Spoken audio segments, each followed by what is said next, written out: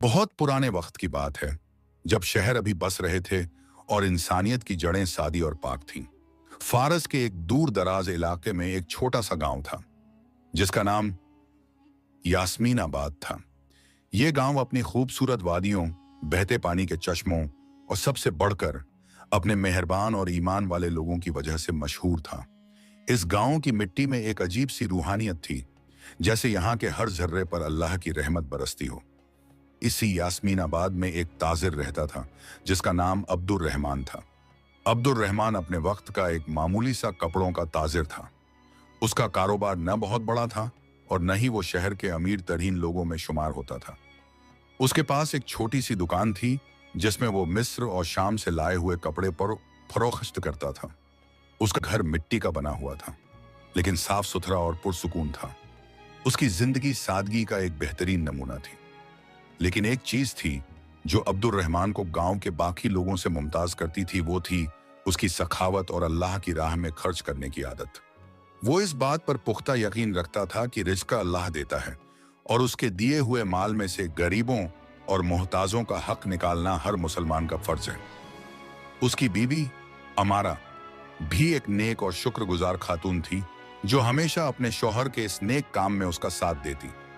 अब्दुर रहमान का एक मामूल था, हर जुमा की नमाज से पहले वो अपनी दुकान की दिन भर की कमाई का एक खास हिस्सा अलग निकाल लेता। फिर वो उस रकम को लेकर गांव की गलियों में निकल जाता और चुपके से उन घरों की मदद करता जिनके बारे में उसे यकीन होता कि वो जरूरतमंद हैं। वो ये काम इतनी खामोशी और राजदारी से करता था कि अक्सर पड़ोसियों को भी खबर न होती। कभी किसी बेवा के दरवाजे पर आटे का थैला रख देता, तो कभी किसी यतीम बच्चे के लिए कपड़े और खाने का सामान छोड़ाता। उसका चेहरा हमेशा एक अजीब से इत्मीनान और रूहानी नूर से चमकता रहता।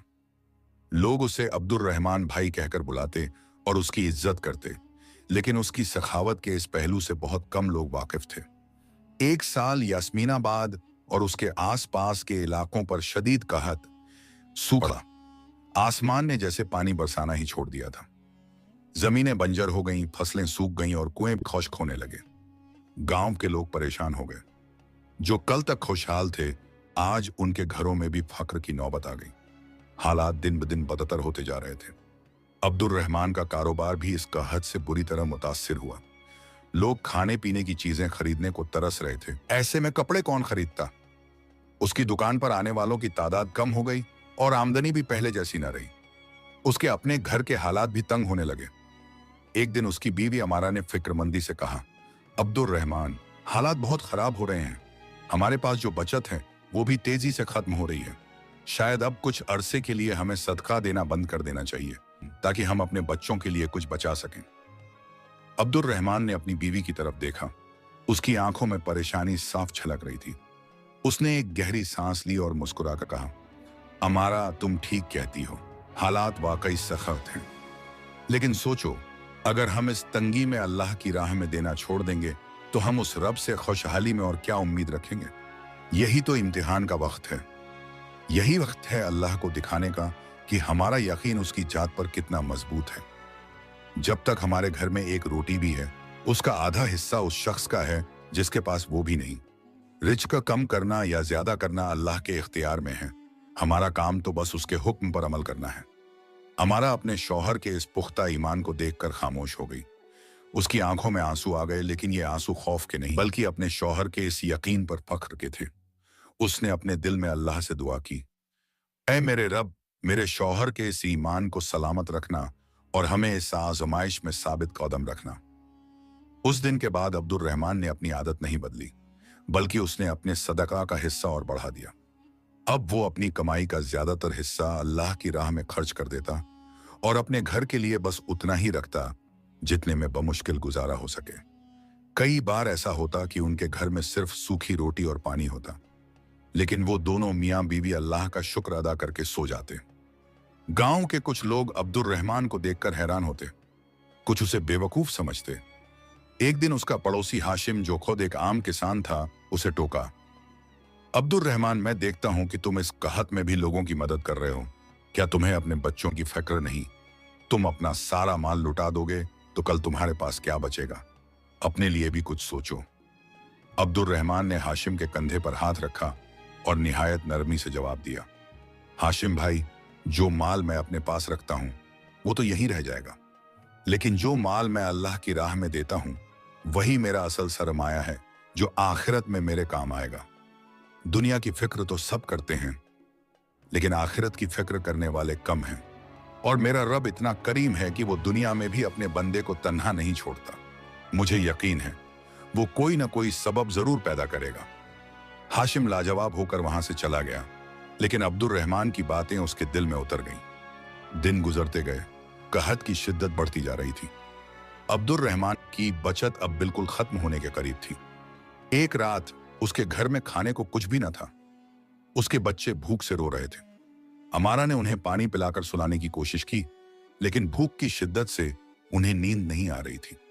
अब्दुल रहमान का दिल ये मंजर देखकर कट रहा था। उसने वुजू किया और नमाज के लिए खड़ा हो गया। सजदे में गिरकर उसने अल्लाह से दुआ की, ऐ मेरे परवरदिगार, ऐ रिज़्क़ देने वाले, तू सब कुछ जानता है। मैंने तेरी रजा के लिए तेरे बंदों की मदद की। आज मेरे बच्चे भूखे हैं। मैं तुझसे सवाल नहीं करता, लेकिन तू तो दिलों के हाल जानता है। ऐ मेरे मालिक, मेरी मदद फरमा। बेशक तू ही बेहतरीन मदद करने वाला है। दुआ करते करते उसकी आंखों से आंसुओं की लड़ी बह निकली। वो काफी देर तक सजदे में रोता रहा। जब उसने सर उठाया तो उसके दिल में एक अजीब सा सुकून था, जैसे उसकी फरियाद सुन ली गई हो। वो उठा और अपनी परेशान बीवी के पास जाकर बैठा। उसने अमारा का हाथ थामा और कहा, फिक्र न करो अमारा, जिस रब ने पैदा किया है वो रिज़्क़ भी देगा। उसका वादा सच्चा है। अभी उसने ये जुमला कहा ही था कि उनके दरवाजे पर दस्तक हुई। दरवाजे पर दस्तक सुनकर अब्दुल रहमान और अमारा दोनों चौंक गए। इस वक्त रात के इस पहर कौन हो सकता था? गांव में हर कोई अपने अपने घरों में कहत की परेशानियों में घिरा हुआ था। अब्दुल रहमान ने अमारा को तसल्ली दी और दरवाजे की तरफ बढ़ा। उसके दिल में एक अनजाना सा खौफ भी था और एक हल्की सी उम्मीद भी। उसने दरवाजा खोला तो सामने एक अजनबी शख्स को खड़ा पाया। वो शख्स लंबा और मजबूत जिस्म का मालिक था। उसने सफर के कपड़े पहने हुए थे, जिन पर धूल की तह जमी हुई थी, लेकिन उसके चेहरे पर एक अजीब सी शरीफी और संजीदगी थी। उसके साथ दो और आदमी थे, जिनके हाथों में मशालें थीं, जिनकी रोशनी में उनके पीछे खड़े दो ऊंट नजर आ रहे थे, जिन पर सामान लदा हुआ था। अजनबी ने अब्दुल रहमान को गौर से देखा और निहायत अदब से पूछा, क्या मैं जनाब अब्दुल रहमान से मुखातिब हूं, जो कपड़े के ताजिर हैं?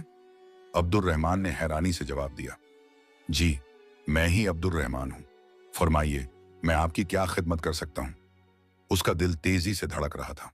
आखिर ये कौन लोग थे जो उसे इस तरह ढूंढते हुए उसके घर तक आ पहुंचे थे? अजनबी मुस्कुराया और बोला, मेरा नाम खालिद है, मैं शहर बगदाद से आया हूं।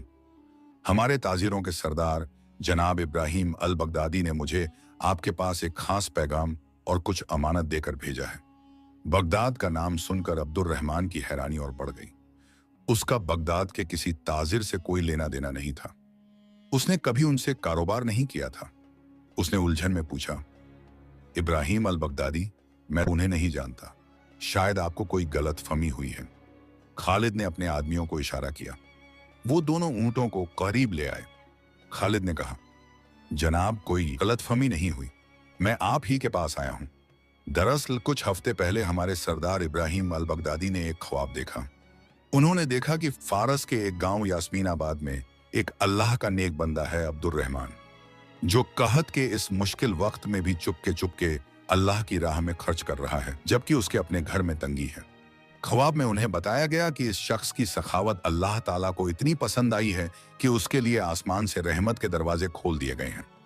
हमारे सरदार ने इस ख्वाब को अल्लाह का इशारा समझा और मुझे फौरन यहाँ रवाना किया। खालिद ने आगे बढ़कर एक थैली अब्दुल रहमान के हाथ में दी। इस थैली में 1000 अशरफियां सोने के सिक्के हैं। ये जनाब इब्राहिम ने आपके लिए हदिये के तौर पर भेजी हैं। और ये जो 2 ऊंट सामान से लदे हैं, इन पर गेहूं, खजूरें और जरूरत का दूसरा सामान है।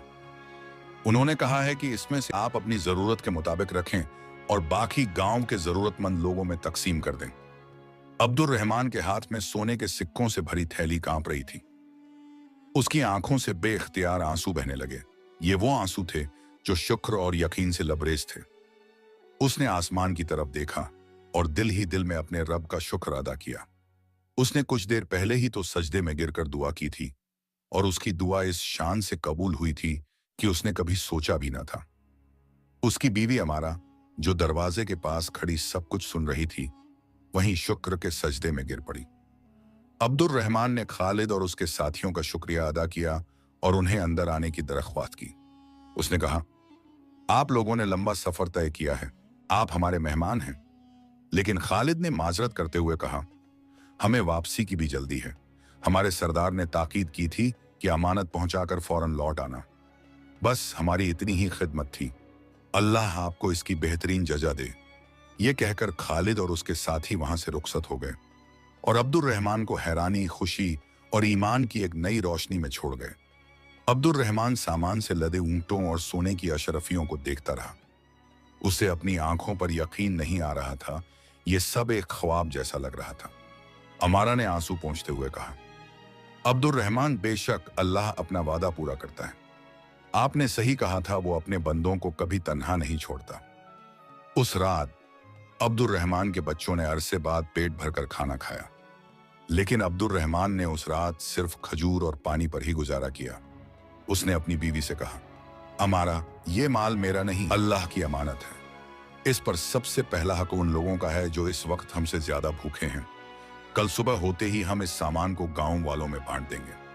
अगली सुबह फजर की नमाज के बाद अब्दुर रहमान ने गांव में ऐलान करवाया, जिसके घर में भी खाने को कुछ नहीं है, वो मेरे घर से आकर अनाज ले जाए। यह सुनना था कि गांव में एक खुशी की लहर दौड़ गई। लोग हैरान थे कि अब्दुर रहमान, जिसके खुद के हालात इतने तंग थे, अचानक इतना सारा अनाज कहां से ले आया। उसका पड़ोसी हाशिम भी दौड़ा हुआ आया। जब उसने अब्दुर रहमान के घर के बाहर अनाज के ढेर और लोगों की भीड़ देखी तो वो दंग रह गया। उसने अब्दुर रहमान से पूछा, अब्दुर रहमान, ये सब क्या है? कल तक तो तुम्हारे घर में फक्र था, आज ये दौलत कहां से आ गई? अब्दुर रहमान ने मुस्कुराकर वही जवाब दिया जो उसने पहले दिया था। हाशिम भाई, मैंने तुमसे कहा था ना कि मेरा रब कोई ना कोई सबब जरूर पैदा करेगा। ये सब उसी का करम है। मैंने तो सिर्फ उसकी राह में थोड़ा सा दिया था। उसने मुझे इतना लौटा दिया कि अब मैं पूरे गांव को बांट सकता हूं। हाशिम की आंखों में शर्मिंदगी और हैरत के मिले जुले तासुरात थे। उसे अब्दुर रहमान की कही हुई बात याद आ गई, जो माल मैं अपने पास रखता हूं वो तो यहीं रह जाएगा, लेकिन जो माल मैं अल्लाह की राह में देता हूं वही मेरा असल सरमाया है। आज उसने इस बात का अमली नमूना अपनी आंखों से देख लिया था। अब्दुर रहमान ने पूरा दिन गांव के हर जरूरतमंद घर तक अनाज और खजूरें पहुंचाई। उसने अपने लिए सिर्फ उतना ही रखा जितना एक आम गांव वाले के हिस्से में आया था। उसने सोने की अशरफियों को भी अल्लाह की अमानत समझा। उन सिक्कों से उसने गांव के कर्ज में डूबे लोगों के कर्ज अदा किए, बेवाओं के लिए माहाना वजीफे मुकर्रर किए और गांव का जो कुआं सूख गया था उसे और गहरा खुदवाने का काम शुरू करवा दिया ताकि पानी की कमी दूर हो सके। देखते ही देखते अब्दुर रहमान की बरकत से पूरे यास्मीनाबाद की किस्मत बदलने लगी। जिस गांव में कल तक मायूसी और भूख का अंधेरा था, आज वहां उम्मीद और शुक्र की रोशनी फैल चुकी थी। लोग अब अब्दुर रहमान को सिर्फ एक ताजिर नहीं बल्कि अल्लाह का भेजा हुआ एक फरिश्ता समझने लगे थे। लेकिन अब्दुर रहमान के अंदर जरा भी तकब्बुर, एक घमंड ना आया। वो पहले की तरह ही सादा और आजिज था और हर काम के बाद अल्लाह का शुक्र अदा करता। लेकिन कहानी यहां खत्म नहीं हुई। अल्लाह की तरफ से अब्दुर रहमान के ईमान का एक और इम्तिहान अभी बाकी था। एक ऐसा इम्तिहान जो उसकी सखावत और यकीन को और भी ऊंचे दर्जे पर ले जाने वाला था। यास्मीनाबाद की फिजा अब बदल चुकी थी। अब्दुर रहमान की लाई हुई दौलत और उसकी समझदारी से की गई तकसीम ने गांव से कहत के बादल छांट दिए थे। सूखे कुओं को गहरा करवाने का काम जोरों पर था और लोगों के घरों में फिर से चूल्हे जलने लगे थे। अब्दुर रहमान ने उन अशरफियों को सिर्फ लोगों में बांटा नहीं बल्कि उन्हें एक मुस्तकिल परमानेंट हल देने की कोशिश की। उसने गांव के किसानों को बेहतरीन बीज खरीद कर दिए और कुछ रकम अलग रखी ताकि जब तक फसल तैयार न हो किसी को परेशानी न हो। उसका अपना कपड़ों का कारोबार भी अब पहले से बेहतर हो चला था। कहत के दौरान उसकी सखावत और ईमानदारी के किस्से आसपास के कस्बों और शहरों तक पहुंच चुके थे। लोग अब खास तौर पर उससे कपड़ा खरीदने आते, इस यकीन के साथ कि वह एक नेक और ईमानदार ताजिर है। उसकी दुकान में बरकत का ये आलम था कि थोड़े से माल में भी उसे इतना नफा होता जो पहले कभी नहीं हुआ था। अल्लाह ने उसके माल में ऐसी बरकत डाल दी थी कि वह जितना खर्च करता, माल उससे कई गुना बढ़ जाता। लेकिन इंसानी फितरत अजीब है। जहां नेकी और भलाई होती है, वहां हसद, जेलसी और बगास भी सर उठाने लगते हैं। गांव में एक और ताजिर था जिसका नाम कासिम था। कासिम एक बड़ा सौदागर था और कहत से पहले गांव के सबसे अमीर आदमियों में शुमार होता था। वह हमेशा से अब्दुल रहमान को अपने से कमतर समझता था। जब कहत आया तो कासिम ने अपना सारा माल और अनाज गोदामों में बंद कर लिया था, इस इंतजार में कि जब चीजें और महंगी होंगी तब वह उन्हें बेचकर कई गुना मुनाफा कमाएगा। उसने किसी एक जरूरतमंद की भी मदद नहीं की थी। अब जब उसने देखा कि अब्दुल रहमान, जिसे वह एक मामूली ताजिर समझता था, पूरे गांव का हीरो बन गया है और लोग उसकी इज्जत करते हैं, तो उसके सीने पर सांप लौटने लगे। उसका दिल हसद की आग में जलने लगा।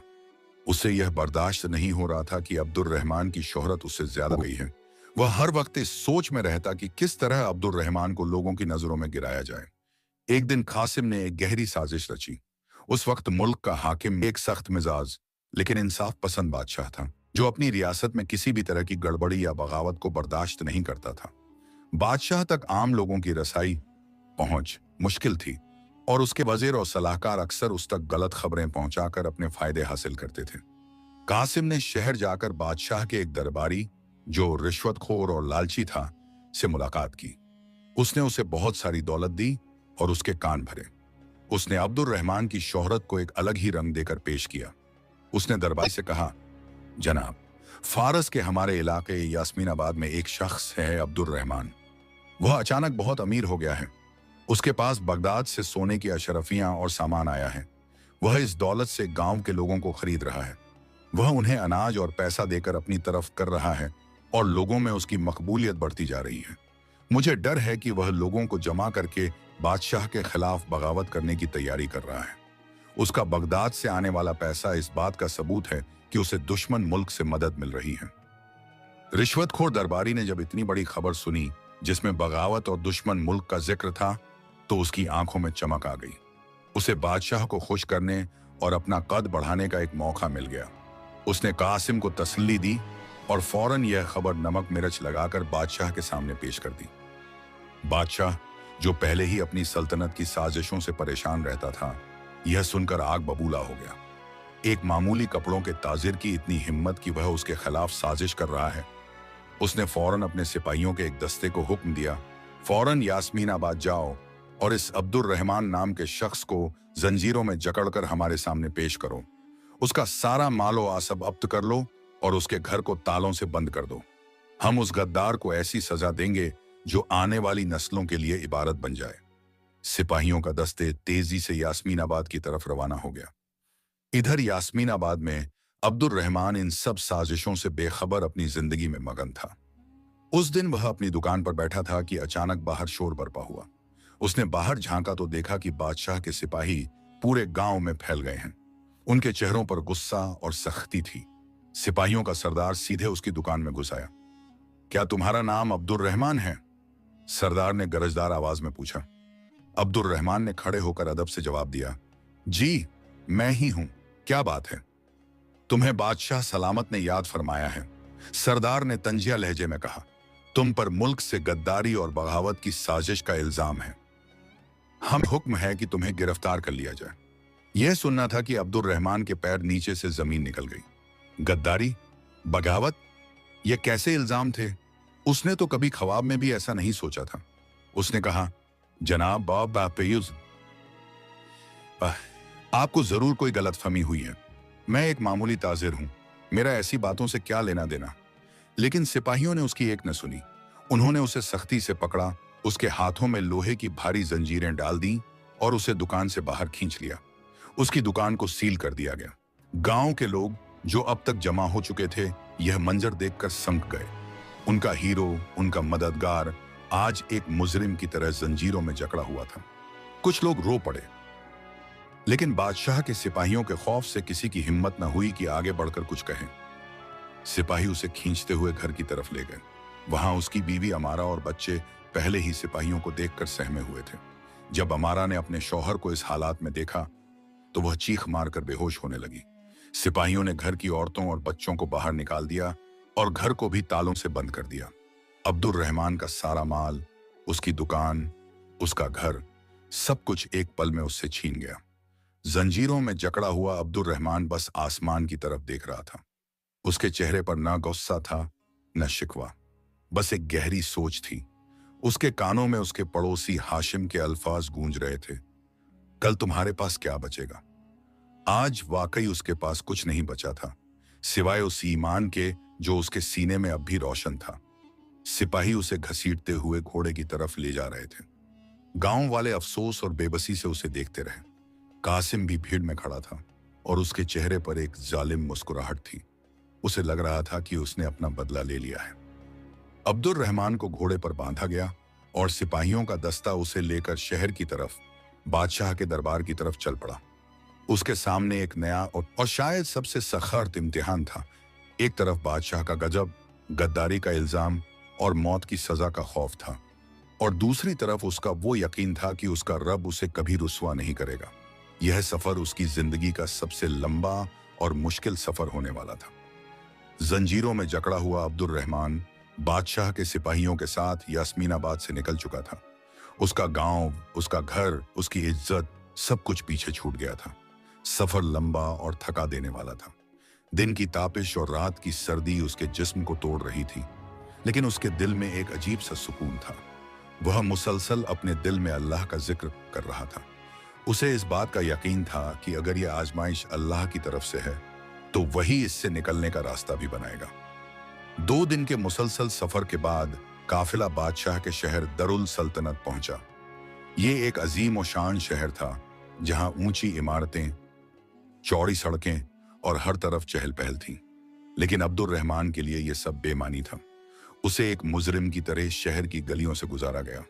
लोग उसे हैरत और नफरत की निगाहों से देखते, जैसे वह कोई बहुत बड़ा गद्दार हो।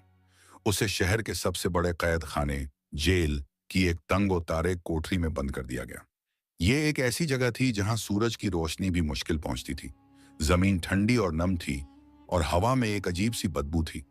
कोठरी में उसके अलावा कुछ और कैदी भी थे, जिनके चेहरे मायूसी और बेबसी की दास्तान सुना रहे थे। अब्दुल रहमान ने कोठरी के एक कोने में जगह बनाई और बैठ गया। उसने अपने हालात पर गौर करना शुरू किया। एक पल के लिए उसके दिल में इंसानी फितरत के मुताबिक यह ख्याल आया, ऐ अल्लाह, मैंने तेरी राह में अपना सब कुछ कुर्बान किया और सिला यह मिला कि आज मैं एक गद्दार करार देकर इस जिंदाओं में पड़ा हूं। आखिर मेरा कसूर क्या था? लेकिन फौरन ही उसने इस ख्याल को अपने दिल से झटक दिया। उसने इस्तगफार पढ़ा और सोचा, नहीं, मेरा रब कभी जुल्म नहीं करता। जरूर इसमें भी कोई हिकमत पोशीदा है। शायद मेरा ईमान अभी इतना कामिल नहीं हुआ कि मैं हर हाल में शुक्र कर सकूं। ये वक्त शिकवे का नहीं, सब्र का है। ये सोचकर उसके दिल को करार आ गया। उसने देखा कि उसके साथ वाले कैदी उसे अजीब नजरों से देख रहे हैं। उनमें से एक बूढ़े कैदी ने, जिसकी दाढ़ी सफेद हो चुकी थी, नए आए हो? कौन सा गुनाह करके यहां पहुंचे हो? अब्दुल रहमान ने नरमी से जवाब दिया, बाबा, मैंने कोई गुनाह नहीं किया। मुझ पर बगावत का झूठा इल्जाम लगाया गया है। बूढ़ा कैदी तखली से हंसा। यहाँ हर कोई यही कहता है कि वह बेगुनाह है, लेकिन इस अंधेर कोठरी में आने के बाद गुनाह और बेगुनाही के मायने बदल जाते हैं। यहाँ सिर्फ इंतजार है और इंतजार के बाद मौत। अब्दुल रहमान ने उस बूढ़े कैदी की आंखों में झांका, जिनमें उम्मीद की कोई किरण बाकी नहीं थी। उसने फैसला किया कि वह यहाँ मायूसी फैलाने के बजाय उम्मीद की शमा जलाएगा। उसने उन कैदियों से बातें करना शुरू की। वह उन्हें अल्लाह की रहमत के किस्से सुनाता, पैगंबरों के सब्र के वाक़े बताता और उन्हें समझाता कि दुनिया की यह कैद आरज़ी टेम्पररी है और असल आज़ादी रूह की आज़ादी है। कैद खाने का दरोगा, जेलर, जिसका नाम फिरोज था, एक संगदिल और सख्त आदमी था। उसे कैदियों पर जुल्म करने में मजा आता था। जब उसने देखा कि एक नया कैदी दूसरे कैदियों को बहकाने की कोशिश कर रहा है तो उसे बहुत गुस्सा आया। उसने अब्दुल रहमान को अपने पास बुलवाया। सुना है तुम यहाँ पीरो मुर्शिद बनने की कोशिश कर रहे हो? फिरोज ने गुस्से से कहा। यह कैद खाना है, कोई खानकाह नहीं। अपनी ये तकरीरें बंद कर दो, वरना मैं तुम्हारी जुबान खींच लूंगा। अब्दुल रहमान ने निहायत सुकून से जवाब दिया, जनाब, मैं तो बस अपने और इन भाइयों के दिल को तसल्ली दे रहा था। मायूसी गुनाह है और मैं नहीं चाहता कि हम सब इस गुनाह में मुखबिला हों। फिरोज उसके इस बेखौफ अंदाज और पुरसुकून चेहरे को देखकर हैरान हुआ। उसने आज तक जितने कैदी देखे थे, उनके चेहरों पर खौफ और दहशत होती थी, लेकिन यह शख्स बिल्कुल अलग था। फिरोज ने उसे धमकाकर वापस कोठरी में भेज दिया, लेकिन अब्दुल रहमान का चेहरा उसके दिमाग में घूमता रहा। दिन गुजरते गए। अब्दुल रहमान का मामूल बन गया था। उसे जो सूखी रोटी और पानी मिलता, वह उसमें से भी आधा अपने से कमजोर कैदी को दे देता। वह रात का ज्यादातर हिस्सा इबादत में गुजारता। उसकी नेक सोहबत का असर यह हुआ कि कैद खाने की फजा बदलने लगी।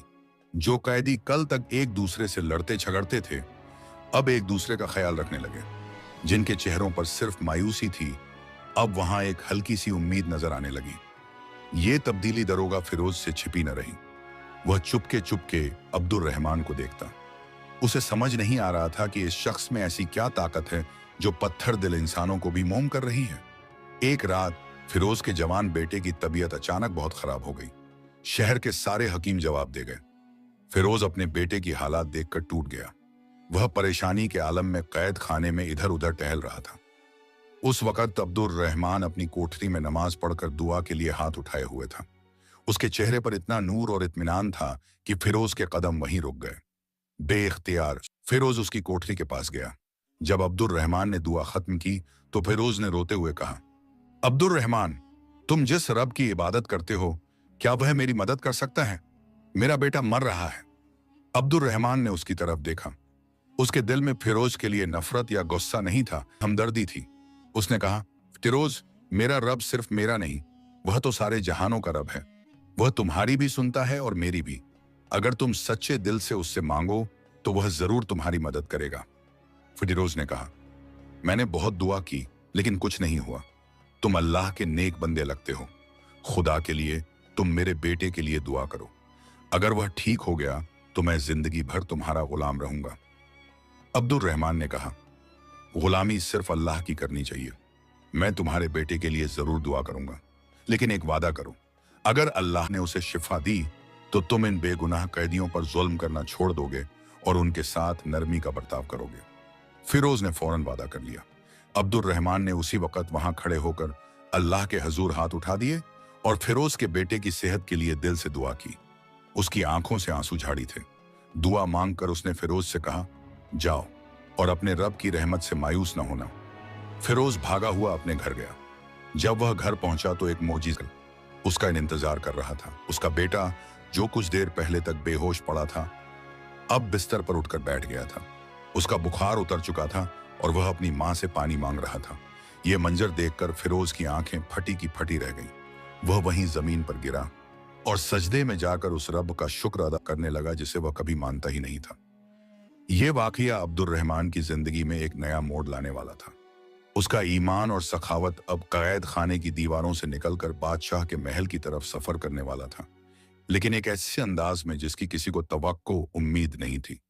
दरोगा फिरोज पर इस वाकये का इतना गहरा असर हुआ कि उसकी पूरी जिंदगी बदल गई। अगली सुबह जब वह कैद खाने आया, एक नया इंसान था। उसके चेहरे से सख्ती और जुल्म के बजाय नरमी और शरीफत झलक रही थी। उसने आते ही अब्दुल रहमान को उसकी कोठरी से निकाला और अपने कमरे में ले गया। उसने अब्दुल रहमान के पैरों में गिरने की कोशिश की, लेकिन अब्दुल रहमान ने उसे उठाकर गले से लगा लिया। फिरोज ने रोते हुए कहा, अब्दुल रहमान, मैं अंधेरों में था, तुमने मुझे रोशनी दिखाई। अल्लाह ने तुम्हारी दुआ से मेरे बेटे को नई जिंदगी दी है। आज से मैं तुम्हारा खादिम हूं। हुक्म दो, मैं तुम्हारे लिए क्या कर सकता हूं? अब्दुल रहमान ने उसे तसल्ली दी और कहा, शुक्र अल्लाह का अदा करो जिसने तुम्हारे बेटे को शिफा दी और तुम्हारे दिल को हिदायत दी। अगर तुम मेरी कोई खिदमत करना चाहते हो तो बस इतना करो कि इन कैदियों के साथ इंसाफ और नरमी का मामला करो, और अगर हो सके तो मेरी बेगुनाही की खबर बादशाह तक पहुंचाओ। फिरोज ने फौरन अब्दुल रहमान को कैद खाने के सबसे बेहतरीन हिस्से में मुंतकिल दिया, जहां साफ सुथरा बिस्तर और बेहतर खाना था। उसने तमाम कैदियों के साथ अपना रवैया भी बदल दिया, लेकिन बादशाह तक बात पहुंचाना एक मुश्किल काम था। बादशाह तक सिर्फ वही बातें पहुंचती थीं जो उसके वजीर और दरबारी चाहते थे। फिरोज एक मामूली दरोगा था। उसकी हिम्मत नहीं थी कि वह सीधा बादशाह से बात कर सके। इसी बीच बादशाह ने अब्दुल रहमान के मुकदमे की पेशी का हुक्म दिया। उसे जंजीरों में जकड़कर दरबार में पेश किया गया। दरबार अजीम और शान था। हर तरफ अमीर वजीर और दरबारी अपनी शान और शौकत के साथ बैठे थे। बादशाह अपने तख्त पर बैठा था और उसके चेहरे पर गजब के आसार थे। अब्दुल रहमान के खिलाफ साजिश करने वाला ताजिर, कासिम और रिश्वतखोर दरबारी भी वहां मौजूद थे। बादशाह ने गरजदार आवाज में पूछा, तो ये है वह गद्दार अब्दुल रहमान जिसने हमारी सल्तनत के खिलाफ साजिश की? अब्दुल रहमान ने निहायत इत्मीनान और बहादुरी से जवाब दिया, बादशाह सलामत, मैं गद्दार नहीं, एक मामूली ताजिर और अल्लाह का एक अदना सा बंदा हूं। मुझ पर लगाए गए सारे इल्जाम झूठे और बेबुनियाद हैं। रिश्वतखोर दरबारी फौरन बोला, आलम पनाह, यह झूठ बोल रहा है। इसके पास बगदाद से दौलत आई है। इसने पूरे गांव को अपनी तरफ कर लिया है। हमारे पास इसके खिलाफ गवाह भी हैं। उसने कासिम की तरफ इशारा किया। कासिम ने आगे बढ़कर झूठी गवाही दी और सारी कहानी को नमक मिर्च लगाकर पेश किया। बादशाह का गुस्सा और बढ़ गया। उसने जल्लाद को बुलाने का हुक्म दे ही दिया था कि अचानक दरबार में एक शख्स दौड़ता हुआ दाखिल हुआ। वह दरोगा फिरोज था। दरबार के मुहाफिजों ने उसे रोकने की कोशिश की, लेकिन वह उन्हें धक्का देता हुआ सीधा बादशाह के तख्त के सामने पहुंच गया और सजदे में गिर गया। आलम पनाह, गौर फरमाइए, इस शख्स पर जुल्म हो रहा है। यह बेगुनाह है, फिरोज चीख कर बोला। दरबार में सन्नाटा छा गया। एक मामूली दरोगा की यह जुर्मत कि वह बादशाह के फैसले को रोके। बादशाह ने गुस्से से कहा, यह क्या बेहुदगी है? तुम्हारी हिम्मत कैसे हुई? फिरोज ने सर उठाया। उसकी आंखों में न खौफ था न हिचकिचाहट। उसने अपने बेटे की शिफा का पूरा वाकया शुरू से आखिर तक दरबार में सबके सामने बयान कर दिया। उसने बताया कि किस तरह अब्दुल रहमान ने कैद खाने के अंधेरों में भी नेकी और सब्र का दामन नहीं छोड़ा और किस तरह उसकी दुआ से एक लाइलाज बीमार को शिफा मिली। बादशाह सलामत, फिरोज ने कहा, आप खुद सोचिए, जो शख्स अपने दुश्मन के बेटे के लिए दुआ कर सकता है, जिसकी नेकी की गवाही कैद खाने के पत्थर दिल कैदी देते हैं, क्या वह शख्स मुल्क से गद्दारी कर सकता है? हरगिज नहीं। यह अल्लाह का वली है और हम सब इस पर जुल्म कर रहे हैं। असल साजिश उसने नहीं बल्कि उन लोगों ने की है जिन्होंने आप तक झूठी खबर पहुंचाई है। बादशाह, जो अक्लमंद और इंसाफ पसंद था, फिरोज की बैटन और उसके चेहरे की सच्चाई से मुतासिर हुआ। उसे कासिम और उसके दरबारी के चेहरों पर हवाइयां उड़ती नजर आईं। उसे मामले में कुछ झोल महसूस हुआ। इत्तेफाक से उसी वक्त दरबार में बगदाद से आया हुआ एक सिफारती काफिला भी मौजूद था। जब उन्होंने यास्मीनाबाद, अब्दुल रहमान और इब्राहिम अल बगदादी का जिक्र सुना तो उनका सरदार आगे बढ़ा। उसने बादशाह से इजाजत लेकर कहा, आलम पनाह, हम इस शख्स को जानते हैं। हमारे शहर के अमीर उल ताजिर जनाब इब्राहिम अल बगदादी ने इस नेक आदम के लिए हदिया भेजा था, क्योंकि अल्लाह ने उन्हें ख्वाब में उसकी सखावत के बारे में बताया था। इसका किसी दुश्मन मुल्क या साजिश से कोई ताल्लुक नहीं। यह तो सिरे सरा एक नेक और परहेजगार इंसान है। अब पूरी तस्वीर शीशे की तरह साफ हो चुकी थी। बादशाह को अपनी गलती का एहसास हुआ। उसका चेहरा शर्मिंदगी और गुस्से से लाल हो गया। उसने फौरन हुक्म दिया, अब्दुल रहमान की जंजीरें खोल दी जाएं और उसे इज्जत के साथ हमारे पास लाया जाए। फिर उसने कासिम और रिश्वतखोर दरबार की तरफ इशारा किया, इन दोनों झूठे और फसादी लोगों को गिरफ्तार कर लो। इन्हें उसी जिंदाओं में डाल दो जहां इस बेगुनाह को रखा गया था। इनकी सारी जब्त करके अब्दुल रहमान के हवाले कर दी जाए। बादशाह तख्त से उठा, खुद अब्दुल रहमान के पास आया और उससे माफी मांगी। ऐ अल्लाह के नेक बंदे, हमसे गलती हुई। हमने बिना तहकीक किए तुम्हें तकलीफ दी, मुझे माफ कर दो।